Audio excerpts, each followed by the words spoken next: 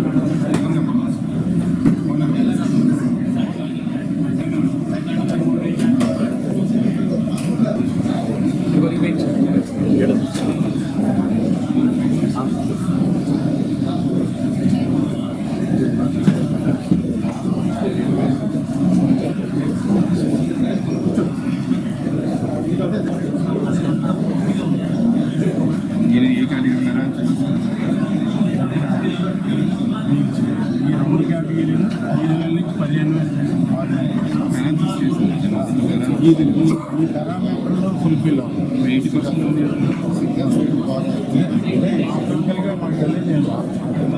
అదే మీ వరకు మీ కేటగిరీ అయితే ఈ కేటగిరీలో ఉంటే ఇస్తారు అంతే కదా.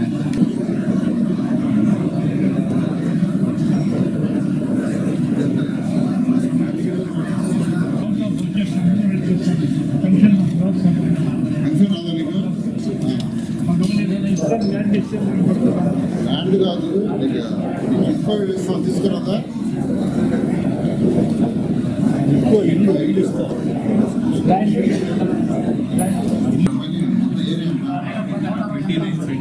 29 cents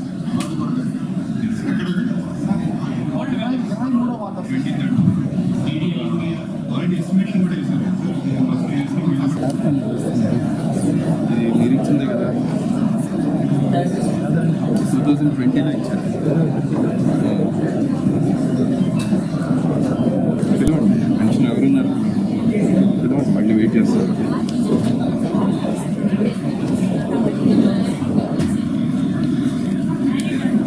ఈ సర్టిఫికేట్ ఇది కూడా చూడండి చిన్న సర్టిఫికేట్ ఉంది కదా దాన్ని ఆ కేటగిరీలోకి వస్తారు అలా చూసి చెప్పండి.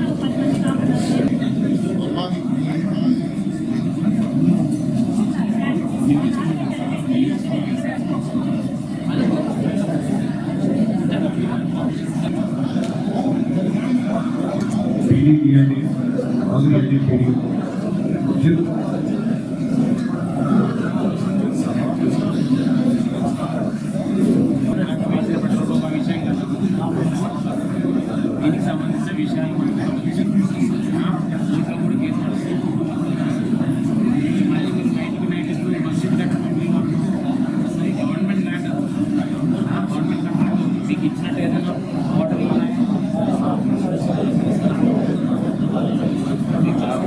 జియో వాళ్ళ బెదిరిస్తున్నారు.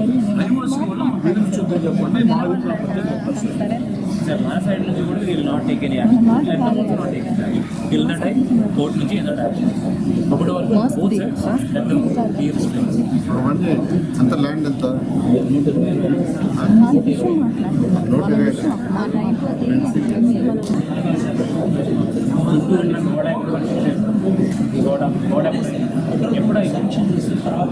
ఎప్పుడైంది పెట్రోల్ బంక్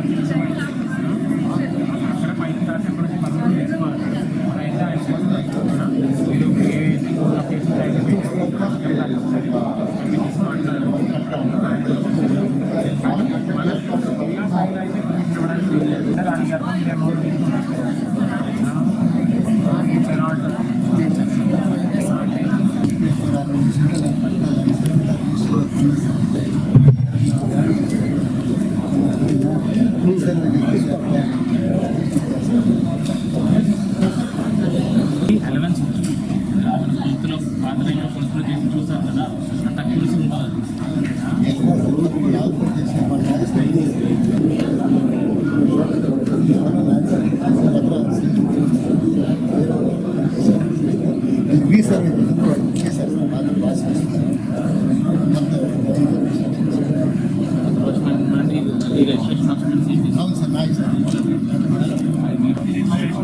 ప్రైవేట్ కింద దానికి బైలాస్ ఉంటాయి.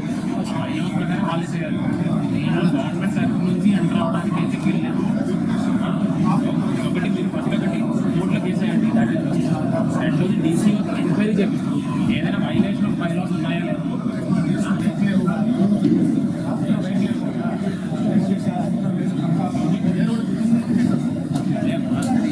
కోఆపరేటివ్ రూల్స్ ప్రకారం వాళ్ళ మీద చర్యలు తీసుకోవచ్చు. అంతేగాని పలానా వ్యక్తికి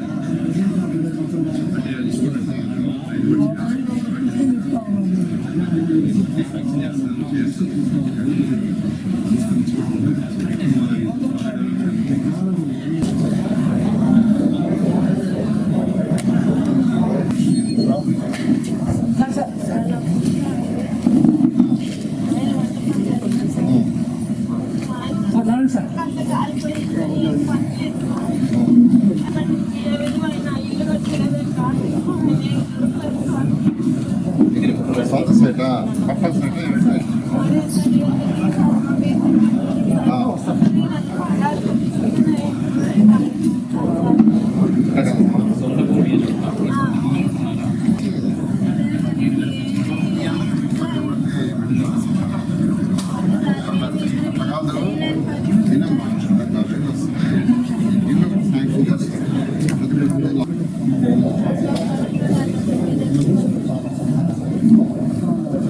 స్కీమ్ వస్తుంది చెప్పారు సీఎం నాకు చెప్పారు తర్వాత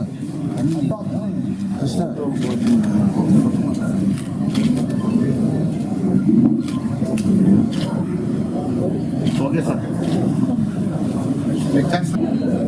యూనియన్ సెల్కి కలెక్టర్ గారు ఎస్పీ గారు మున్సిపల్ కమిషనర్ గారు మరియు వాళ్ళ యొక్క సిబ్బంది అంతా ఉంటారు.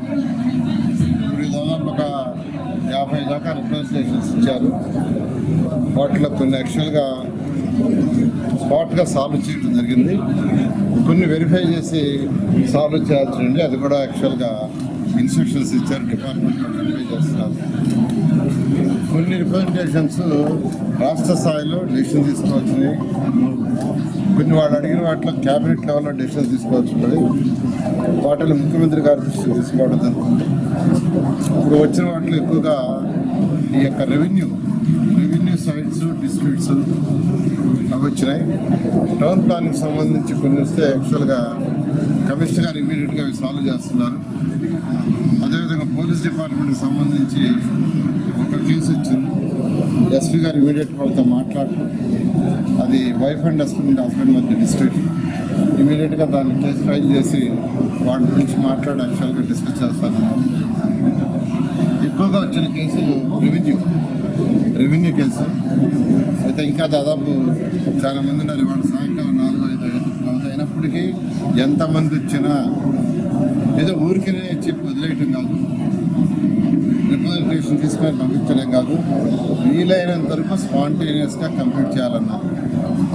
ఎగ్జాంపుల్ బుచ్చిరెడ్డిపాళెంలో ఒక సైట్లో ప్రభుత్వ పార్కుని అక్కడ కన్స్ట్రక్షన్ చేస్తున్నారు, వేరే అతను ఇటుక పట్టీల్లో పెట్టుకొని ఉన్నాడు అన్నారు. నేను హౌసింగ్ వాళ్ళకి చెప్పా, అక్కడ ఒకరు పోయి సెల్ ఫోన్లో నాకు అదంతా చూపించమని, ఆ ఏరియా అంతా యాక్చువల్గా సెల్ ఫోన్లో చూపించాను. అయితే ఇంకా కొన్ని ఇళ్ళు ఇన్కంప్లీట్గా ఉన్నాయి. ఎక్కడైనా గవర్నమెంట్ ఇల్లు కడుతుంటే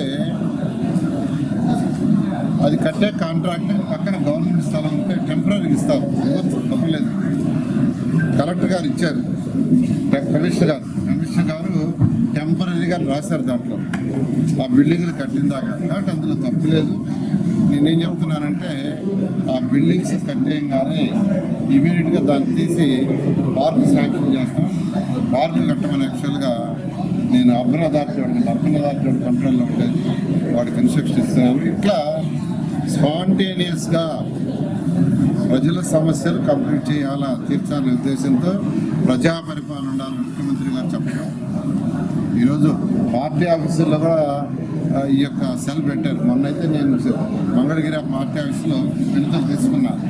స్పాంటేనియస్ రాష్ట్రంలో ఉన్న కలెక్టర్లకు అందరికి ఫోన్ చేసి సాల్వ్ చేయడం జరిగింది. అదేవిధంగా ఈరోజు నెల్లూరు రూరల్లో అర్బన్ ఇద్దరు ఎమ్మెల్యే గారు కూడా ఉన్నారు. దానికి వేరే చిన్న పని నుండి చెప్పారు యాక్చువల్గా. అందువల్ల ఎంతమంది వచ్చినా ఎన్ని గంటలైనా ఇవాళ అన్నీ తీసుకొని సమస్యలు తీర్చడం, అప్లికేషన్ తీసుకోవడం కాదు. ఇక్కడ స్పాంటేనియస్గా చేయగలిగిన చేయటం, లేదు ఏదైనా డిస్కస్ చేసి చేయాలంటే చేయటం, లేదా రాష్ట్ర స్థాయిలో చేయాలంటే సీఎంగా తీసుకొని చేయటం జరుగుతుంది. ఇది నేను లాస్ట్ వీక్ యాక్చువల్గా టౌన్ ప్లానింగ్ దాని మీద స్పెసిఫిక్గా పెట్టాను. ఆ రోజు ఎక్కువగా రెవెన్యూ వచ్చినాయి. టౌన్ ప్లానింగ్ తోటి రెవెన్యూ ఇష్యూస్, పోలీస్ ఇష్యూస్ వచ్చినాయి. అందుకని ఈసారి కలెక్టర్ గారికి, పోలీస్ డిపార్ట్మెంట్ కూడా చెప్పాను, మీరు కూడా ఉండండి, ఉంటే స్పాంటేనియస్గా అవుతాయని వాళ్ళు కూడా ఉన్నారు.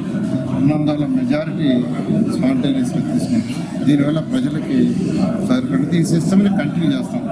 10 రోజులకు వస్తారో 15 రోజులకు వస్తారో ఈ సిస్టమ్ని ప్రజల సమస్యలు వచ్చినట్టుగా కంటిన్యూ చెప్తాను. Thank you. అక్కడ మంత్రుల్ని యాక్చువల్గా చేయమని ముఖ్యమంత్రి గారు ఇచ్చారు. అయితే నేనైతే ఈసారి ఎస్పీ గారిని, కలెక్టర్ని, కమిషనర్ గారిని, వాళ్ళ డిపార్ట్మెంట్ వాళ్ళందరినీ వచ్చామన్నారు స్పాంటేనియస్ చేయాలని. ఇదే విధంగా అన్ని జిల్లాల్లో కూడా చేయడం జరిగింది.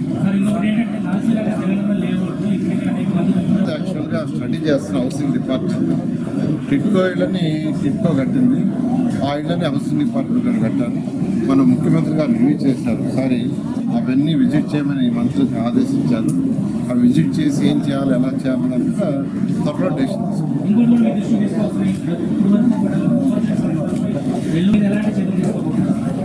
వాటి మీద ఆల్రెడీ ఎఫ్ఐఆర్ చేస్తున్నారు, ఎంక్వైరీ చేస్తున్నారు. ఖచ్చితంగా ఏది కూడా వదిలేదు లేదు. ప్రజల యొక్క సొమ్ము దుర్వినియోగం ఏది వదిలేదు. నాకు తణుకులైతే అది బాండ్స్, టీడీఆర్ బాండ్స్ 700 కోట్లు ఫ్రాడ్ చేశారు. దాని మీద ఆల్రెడీ ఎంక్వైరీ రిపోర్ట్ వచ్చింది. సీఎం గారికి పంపించున్నాను. సీఎం గారు దాని మీద ఫర్దర్గా ఇచ్చే డైరెక్షన్ బట్టి ముందుకు పోవడం జరిగింది. అదేవిధంగా నెల్లూరు లేఅవుట్ కూడా మీరు చెప్పినట్టు ఆల్రెడీ ఒక ఎంక్వైరీ కంప్లీట్ చేశాం. వాడు రిపోర్టు నిన్న యాక్చువల్ సబ్మిట్ చేశాను, నేను ఇంకా చూడలేదు. ఆ రిపోర్ట్ తీసుకొని సీఎం గారితో మాట్లాడి చేయడం జరిగింది. అదేవిధంగా నిన్నే నాకు తిరుపతి కూడా కంప్లైంట్ వచ్చింది, కడప. ఇట్లా అనేక జిల్లాల్లో పరిపాలన అంటే ప్రజా పరిపాలన లేకుండా చేయడం జరిగింది. వాటన్నింటి మీద ఎంక్వైరీ చేసి ఖచ్చితంగా లీగల్గా యాక్షన్స్ తీసుకోవడం జరుగుతుంది. Thank you.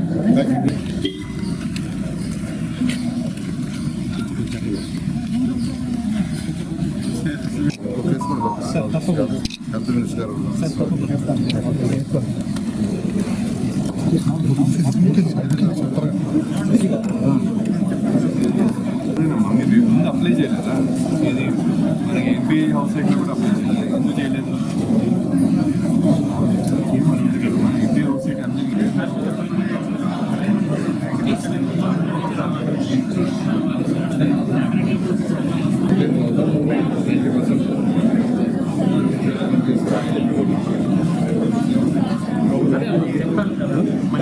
చేరుస్తారు.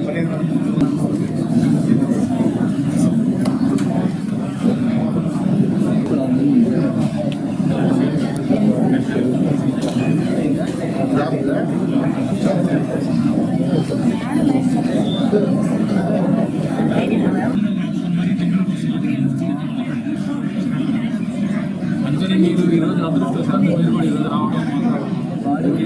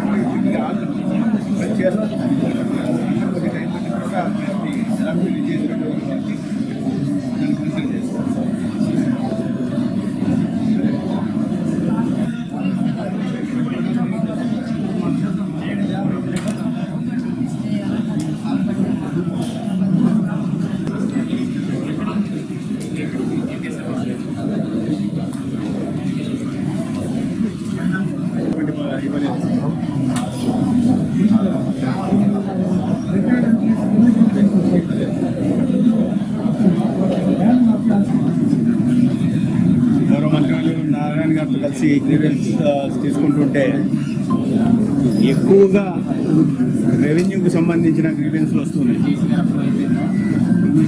గత 5 సంవత్సరాల్లో భూమి కబ్జా చేయబడిందను లేదా ప్రభుత్వ రికార్డుల్లో మార్చేశారను, ముఖ్యంగా గతంలో అధికారంలో వైసీపీ నాయకులు కబ్జా చేశారని ఫిర్యాదులు ఎక్కువగా ఉంది. ఇటువంటి ఉద్యోగాల కోసమో లేదా ఇటువంటి వైద్య సాయం కోసమో లేదా సీఎం రిలీఫ్ ఫండ్ కోసమో వస్తుంటే రెవెన్యూకు సంబంధించిన ఇంత పెద్ద ఎత్తున రావడం, దౌర్జన్యాలు చేశారని చెప్పడం, గతంలో పోలీసులు కేసులు కూడా తీసుకోలేదు, రిజిస్టర్ చేయలేదని చెప్పే పరిస్థితి ఉంది. అంటే ఇది గత 5 సంవత్సరాలు ఎటువంటి పాలన జరిగిందనే దానికి అర్థం పడుతూ ఉంది ఈ పరిస్థితి. దౌర్జన్యంగా భూములు లాగేసుకోవడం, వెబ్లాండ్స్లో తొలగించడం, 22Aలో చేర్చడం, ఇటువంటి అనేక ఫిర్యాదులు వస్తున్నాయి. అయితే వీటి మీద సమగ్రంగా విచారణ జరపడానికి ఇప్పటికే మన ఇటీవల ప్రభుత్వం, రాష్ట్ర ప్రభుత్వం కూడా ఒక నిర్ణయం తీసుకుంది. గతంలో ఫ్రీ హోల్డ్ ఇచ్చిన భూముల్ని, ఏదైతే 13.5 లక్షల ఎకరాల భూముల్ని, అసైన్ భూములు కానీ లేదా ఇనాం భూములు కానీ లేదా చుక్కల భూములు కానీ ఫ్రీ హోల్డ్ ఇచ్చి ముఖ్యంగా ఎక్కువ మంది అధికార పార్టీకి సంబంధించిన వాళ్ళ చేతుల్లో ఉన్నాయనేది తెలుస్తూ ఉంది. ఎందుకంటే వచ్చిన వాళ్ళు ఇది ఇక్కడ రాజకీయ ప్రేరేపితమైనవి కాదు. వచ్చిన వాళ్ళు, బాధితులు ఎవరైతే ఉన్నారో వాళ్ళు గతంలో జరిగిందని ఫలానా పార్టీ పేరు తీసుకొని, ఫలానా పార్టీకి సంబంధించిన వ్యక్తుల పేరు తీసుకొని ఫిర్యాదులు ఇస్తున్నారు. ఇతరత్ర వచ్చిన ఫిర్యాదులను సమగ్రంగా చూసి పరిష్కరించే దిశగా ప్రయత్నాలు తీసుకోవడం జరుగుతుంది. అధికారులకు పరంగా ఆదేశాలు కూడా ఇవ్వడం జరుగుతుంది. ఇంకా రెవెన్యూకి సంబంధించిన విషయాలను కూడా జేసీ గారి దృష్టికి తీసుకెళ్ళి, కలెక్టర్ గారి దృష్టికి తీసుకెళ్ళి తగిన సమయంలో పరిష్కరించే విధంగా ఎక్కడన్నా అన్యాయం జరిగితే వాటి మీద విచారించి అవసరమైతే క్రిమినల్ కేసులు పెట్టి వారి సొంత నిజంగా ఆస్తి హక్కుదారు ఎవరు ఉన్నారో వాళ్ళకి అందించే ప్రయత్నం కూడా జరుగుతుంది. వైద్య ఆరోగ్య శాఖలో నిన్న నిలిచింది. సో ₹1,00,000 కూడా గడించారు. దీని మీద మీకు ఇప్పటిదాకా ఈ విషయం రాలేదు, దృష్టికి రాలేదు, కానీ ఇప్పుడే వచ్చింది. ఇటువంటి సంఘటనలు చాలా దృష్టికి వచ్చినాయి. గత కొన్నేళ్లలో రాజకీయ ప్రేరేపితంగా ఇటువంటి జరిగిన విషయాల్ని, అవకతవకల్ని, ఈఎస్సీల్లో కూడా అవకతవకలు జరిగిన విషయాల్ని నేను ఇటీవల ప్రస్తావించాను. పులివెందుల, మదనపల్లి కళాశాలల్లో యాక్చువల్గా జరిగిన నియామకాలను కూడా రద్దు చేసే దిశగా మేము వెళ్తున్నాం. ఎందుకంటే ఎటువంటి నియమ నిబంధనలు, విధానాలని అవలంబించకుండా ఇష్టారాజ్యంగా ఇంట్లో వాళ్ళకు కూడా ఉద్యోగాలు ఇచ్చిన పరిస్థితులు మనం చూస్తున్నాం. ఎటువంటి అవకతవకలు జరిగాయి. ఎందుకంటే విచారణ కమిటీని కూడా పంపడం జరిగింది. పంపించిన తర్వాత వాళ్ళు పెద్ద ఎత్తున జరిగిన అవకతవకల్ని, దాంట్లో అవినీతిని కూడా బయటపెట్టడం జరిగింది. వీటి మీద ఖచ్చితంగా విచారణ జరిపించి బాధ్యులు ఎవరైతే వాళ్ళ మీద ఖచ్చితంగా చర్యలు తీసుకోవడం జరుగుతుంది. ఏదో వెంటనే వచ్చింది కాబట్టి వెంటనే చర్యలు తీసుకోవడానికి అవకాశం లేదు. అనేక రకాలైన ఇటువంటి ఫిర్యాదులు వస్తున్నాయి, రాష్ట్ర వ్యాప్తంగా వస్తున్నాయి. అన్ని చోట్ల కింద స్థాయి నుంచి పెద్ద స్థాయి దాకా ఇటువంటి బాధితులు వస్తున్నారు. అయితే నేను చెప్పినట్టుగా ఏ రకంగా అయితే అక్కడ ఉన్న నియామకాలు రద్దు చేశామో ఈ విషయంలో మాత్రం విచారణ చేసి బాధ్యత తీసుకోవాలి. క్రిమినల్ కేసులు ఖచ్చితంగా పెట్టి వాళ్ళ మీద చర్యలు తీసుకోవాలి.